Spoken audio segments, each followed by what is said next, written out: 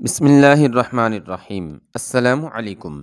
اگر تم نے ہتھیار ڈال دیے تو نہ صرف ہماری گزشتہ چند برس کی قربانیاں رائگاں جائیں گی، بلکہ وہ تمام خون رائگاں جائے گا جو طارق بن زیاد کے زمانے سے لے کر آج تک مسلمان اس سرزمین پر بہا چکے ہیں۔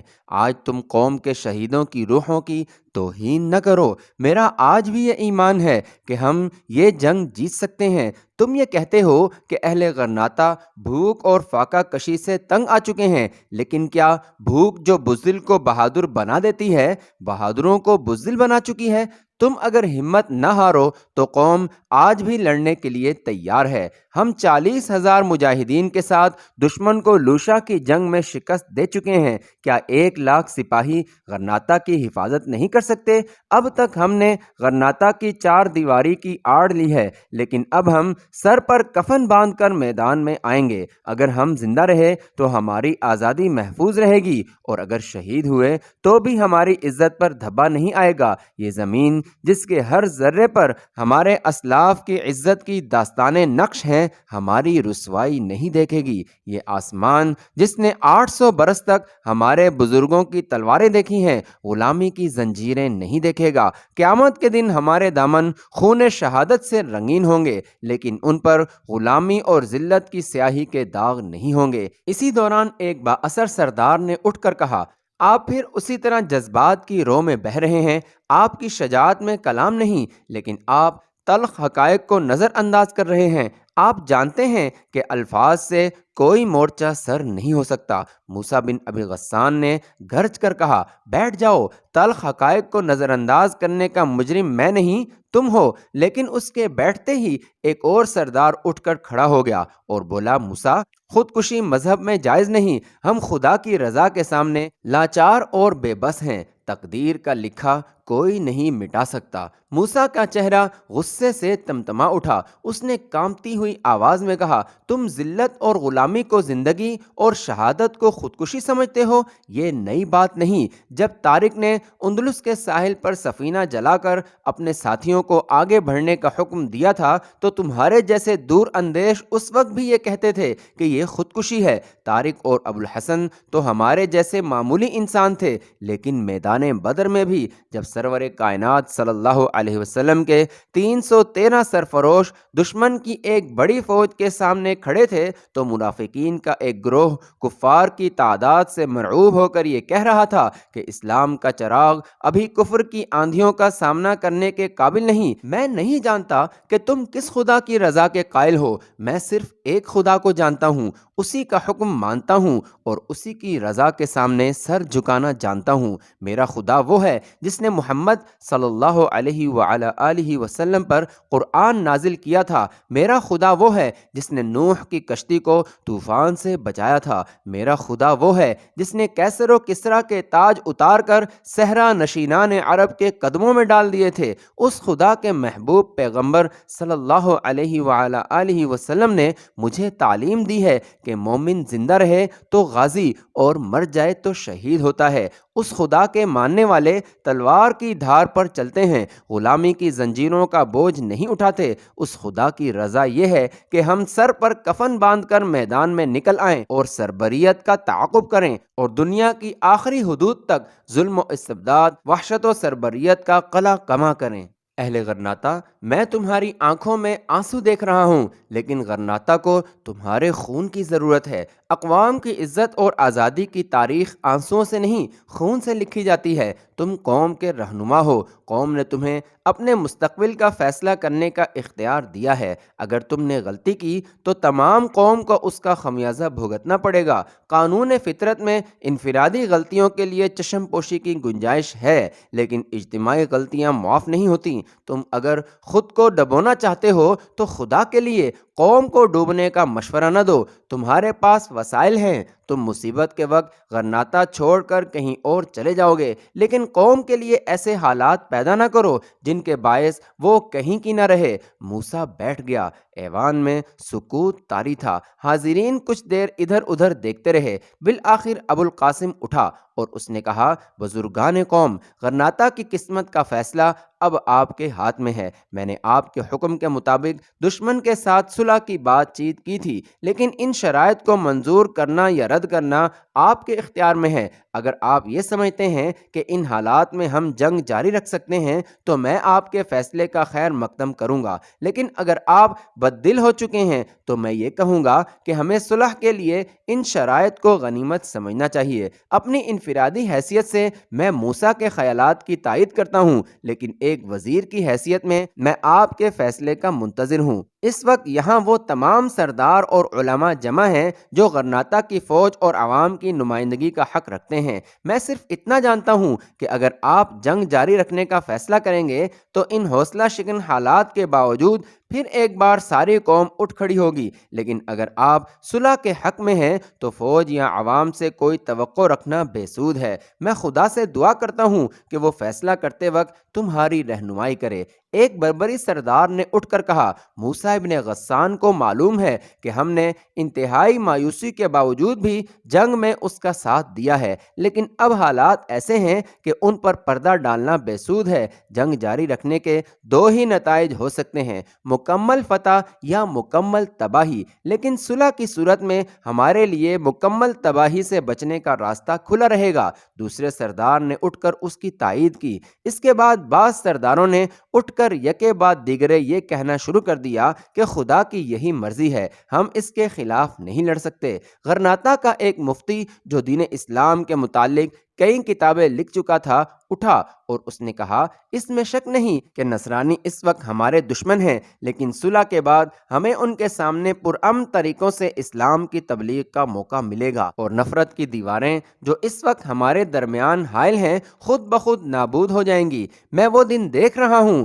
مسلمانوں کے دشمن اسلام کے بہترین سپاہی ہوں گے۔ قرطبہ کے ایک مہاجر نے جو گزشتہ چند ماہ سے اپنی ذہانت کے باعث غرناطہ کے دربار میں کافی اثر و رسوخ حاصل کر چکا تھا، اٹھ کر ان خیالات کی تائید کی۔ تقریروں کا یہ سلسلہ دوپہر تک جاری رہا۔ غرناطہ کے امراء اور علماء صلح کے حق میں اپنا فیصلہ دے چکے تھے۔ سب سے آخر میں ابو القاسم نے اٹھ کر ابو عبداللہ کی طرف دیکھا۔ بدنصیب قوم کا آخری تاجدار سر جھکائے بیٹھا تھا۔ ابو القاسم نے کہا، سلطان معظم، قوم کے رہنماؤں کا فیصلہ یہی ہے کہ صلح کی یہ شرائط منظور کر لی جائیں، آپ کا کیا حکم ہے؟ ابو عبداللہ نے انتہائی بے بسی کی حالت میں اہل دربار کی طرف دیکھا۔ موسیٰ کے سوا سب کے چہروں پر مایوسی ٹپک رہی تھی۔ ابو عبداللہ نے مغموم آواز میں کہا، میرا خیال تھا کہ قوم کے یہ رہنما موسیٰ کی تقریر کے بعد اپنی رائے بدل ڈالیں گے، لیکن معلوم ہوتا ہے کہ تباہی کی اس آگ کا کوئی علاج نہیں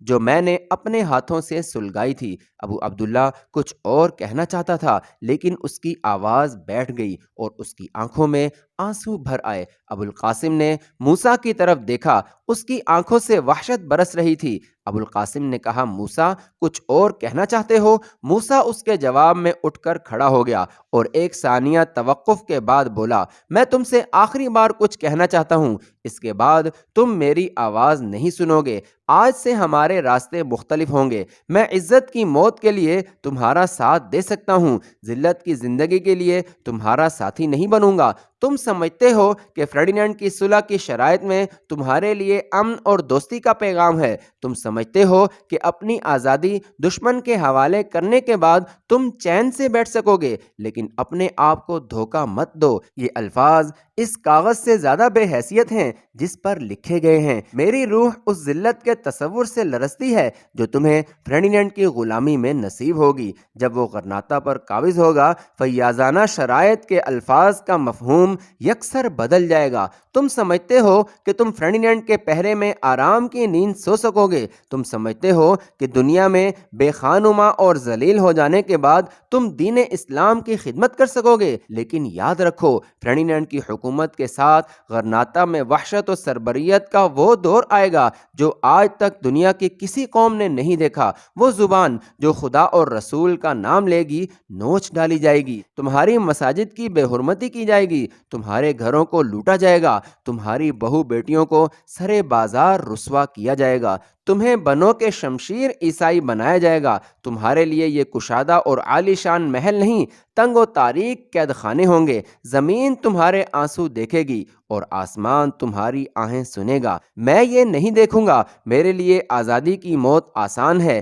تمہارے لیے غلامی کی زندگی مشکل ہوگی۔ میں جاتا ہوں اور اس کے بعد تم مجھے نہیں دیکھو گے۔ موسیٰ تیزی سے قدم اٹھاتا ہوا باہر نکل گیا۔ دارالاسود کے دروازے کے باہر ابو عبداللہ کی ماں اور اس کی بیوی کھڑی تھیں۔ ان کی آنکھوں میں آنسو تھے۔ موسیٰ ایک ثانیہ کے لیے ان کی طرف دیکھ کر رکا اور پھر اسی رفتار سے آگے چل دیا۔ تھوڑی دیر بعد اس کے محل کے دروازے پر لوگوں کا ایک ہجوم کھڑا تھا۔ موسیٰ اپنے خوبصورت گھوڑے پر سوار ہو کر محل سے باہر نکلا۔ وہ سر سے پاؤں تک لوہے میں ڈوبا ہوا تھا۔ لوگ اسے دیکھ کر ادھر ادھر ہٹ گئے اور اس نے کسی سے بات کیے بغیر گھوڑے کو ایڑ لگا دی۔ شہر کے دروازے سے باہر نکلنے کے بعد اس کا برق رفتار گھوڑا گرد کے بادلوں میں روپوش ہو گیا۔ اس کے بعد آج تک شیر غرناطہ کا انجام کسی کو معلوم نہیں۔ بعض لوگوں کا خیال ہے کہ وہ دریائے زدنیل کے کنارے فرڈیننڈ کے سپاہیوں کے ساتھ لڑتا ہوا شہید ہو گیا۔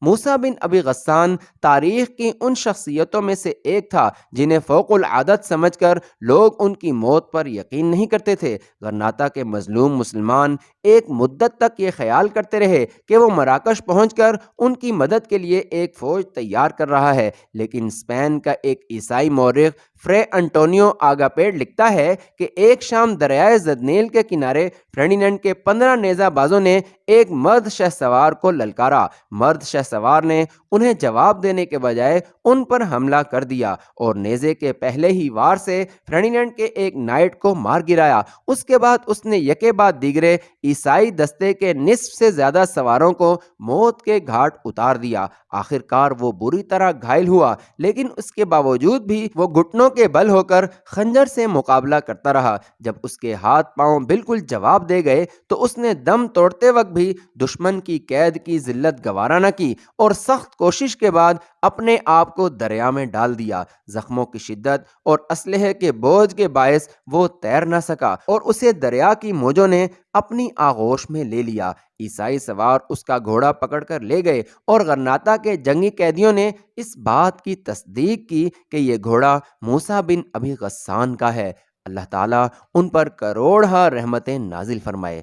الحمرا کے راز غرناطہ کے عوام کی نظروں سے دیر تک پوشیدہ نہ رہ سکے۔ شہر کے نوجوان جو موسیٰ کو اپنا نجات دہندہ سمجھتے تھے، امراء کے خلاف ہو گئے۔ فوج میں اگرچہ ایک گروہ ایسا پیدا ہو چکا تھا جو صلح کے حق میں تھا، لیکن اکثریت ایسے لوگوں کی تھی جو جنگ کے بغیر اپنی شکست تسلیم کرنے کے لیے تیار نہ تھے۔ ایک صبح جب لوگ بیدار ہوئے تو غرناطہ کی ہر مسجد کے دروازے پر اس قسم کے اشتہار چسپاں تھے کہ ابو عبداللہ اور اس کے امراء دشمن کے ساتھ قوم کی عزت اور آزادی کا سودا کر چکے ہیں۔ لیکن اگلی صبح صلح پسندوں اور شکست خوردہ ذہنیت کے لوگوں نے جگہ جگہ یہ اشتہار چسپاں کر دیے کہ فرڈیننڈ کی فیاضانہ شرائط کو رد کرنا کفران نعمت ہے۔ یہ انتشار کی ابتدا تھی۔ چند دن میں نوبت یہاں تک پہنچ گئی کہ ہر گلی، ہر محلے اور ہر درسگاہ میں امن پسندوں اور جنگ کے حامیوں کا تصادم ہونے لگا۔ مساجد اور درسگاہوں میں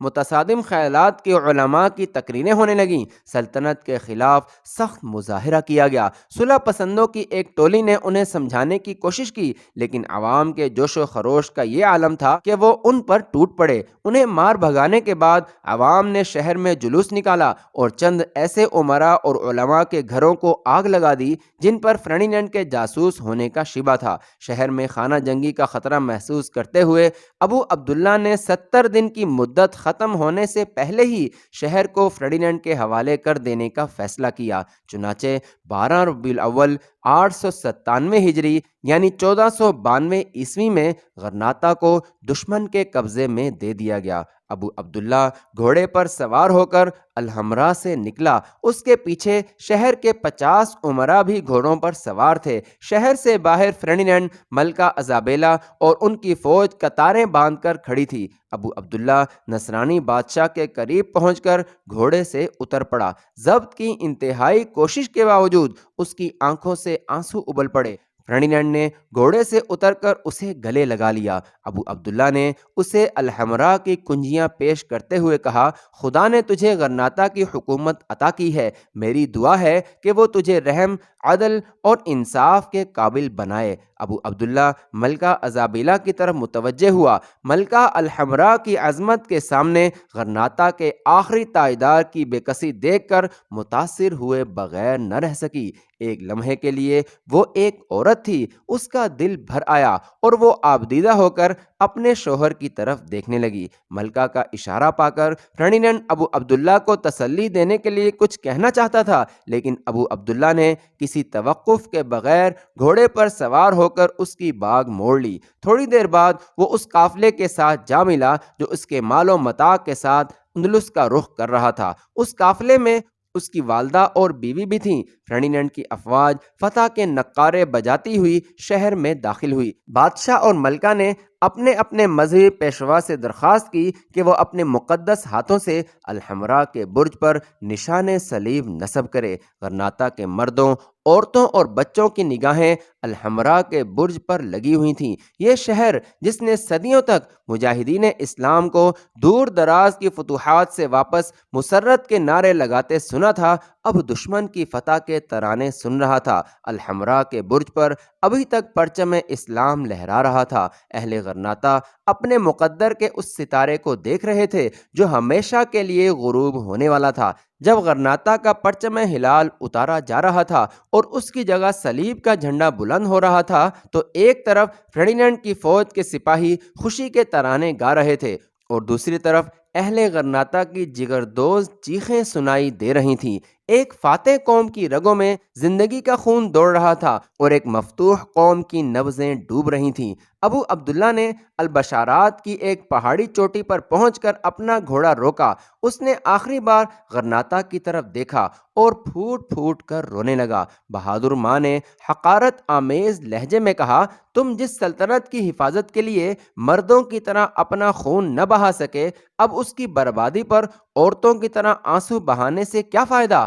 البشارات کے ایک محدود علاقے میں ابو عبداللہ کی حکومت چند دن سے زیادہ نہ رہی۔ وہاں کے حریت پسند مسلمانوں کے دل میں اس کے لیے نفرت کے سوا کچھ نہ تھا۔ ابو عبداللہ نے عیسائی فوج کی مدد سے ان پر حکومت کرنے کے بجائے مراکش کی طرف ہجرت کی اور وہاں سلطان کی فوج میں ملازم ہو گیا۔ موسیٰ بن ابی غسان کے خدشات صحیح ثابت ہوئے۔ یہ معاہدہ جسے اہل غرناطہ اپنے لیے امن اور فارغ البالی کا پیغام سمجھتے تھے، ایک دام فریب تھا اور وہ اس میں پھنس چکے تھے۔ تلوار قلم کی تحریر منسوخ کر چکی تھی۔ فاتح اپنی خواہش کے مطابق معاہدے کی شرائط کا مفہوم بدل رہا تھا اور مفتوح کا احتجاج بے معنی تھا۔ فاتح قوم کے مذہبی پیشوا یہ فیصلہ کر چکے تھے کہ مسلمانوں کا دین اسپین کے اتحاد کی راہ میں رکاوٹ ہے، مسلمان حکومت کے وفادار نہیں بن سکتے۔ اہل غرناطہ مراکش اور اہل اسلام کے دوسرے مسلمانوں کی مدد کا انتظار کر رہے ہیں۔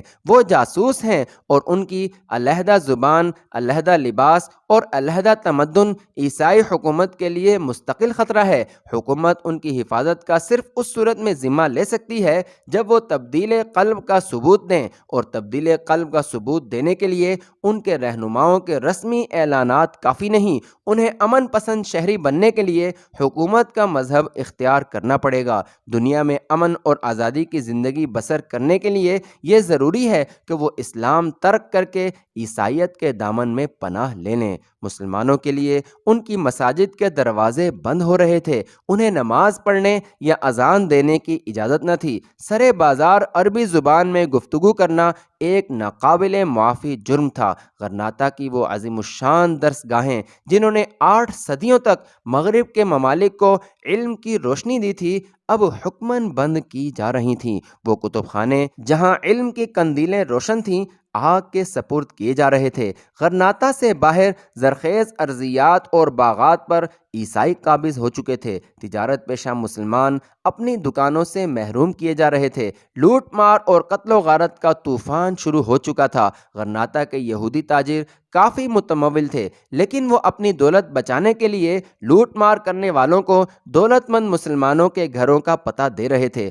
وہ حکومت کے عمال کے پاس تھوڑے بہت تحائف لے جاتے اور لوٹ مار کے لیے ان کی توجہ مسلمانوں کی طرف مبذول کراتے۔ یہ صرف ابتدا تھی۔ ہر نئی صبح غرناطہ کے مسلمانوں کے لیے ایک نئی مصیبت کا پیغام لے کر آتی تھی، اور ہر شام آفتاب کی آخری نگاہیں ان کے چہروں پر مایوسی اور بے بسی میں ایک نیا اضافہ دیکھتی تھیں۔ اہل غرناطہ زبان حال سے یہ کہہ رہے تھے کہ اب کیا ہوگا، اب ہم کیا کریں گے، اب ہم کیا کر سکتے ہیں۔ جبل شریر کی ایک وادی میں سرحدی عقاب کی فوج کے علاوہ تمام ان پہاڑی قبائل کے رہنما جمع تھے جو غرناطہ چھن جانے کے بعد عقاب کی وادی کو اپنا آخری حصار سمجھ چکے تھے۔ بدر بن مغیرہ ایک پتھر پر کھڑا ان کے سامنے تقریر کر رہا تھا: میرے عزیزوں اور بزرگوں اور میرے ساتھیوں، دشمن ہم پر چاروں طرف سے یلغار کر رہا ہے۔ وہ ہمیں مغلوب کرنے کے لیے اپنی تمام قوت بروئے کار لا چکا ہے۔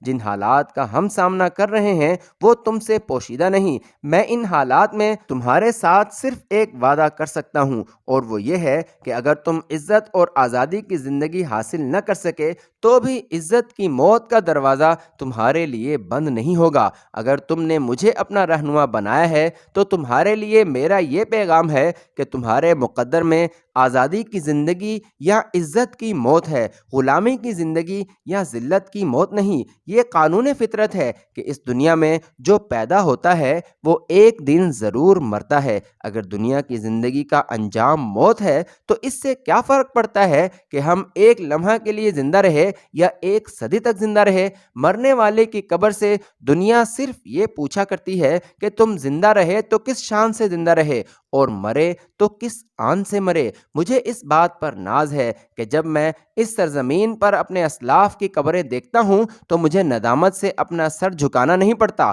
تاریخ شاہد ہے کہ انہوں نے کسی وقت بھی عزت کا دامن چھوڑ کر ذلت کی زندگی کا دامن نہیں پکڑا۔ انہوں نے عزت کی موت کے راستے سے بھٹک کر ذلت کی زندگی کے دروازے پر دستک نہیں دی، اور اپنے اسلاف کی طرح مجھے بھی یہ گوارا نہیں کہ آنے والی نسلیں میری قبر کو حقارت کی نظر سے دیکھیں۔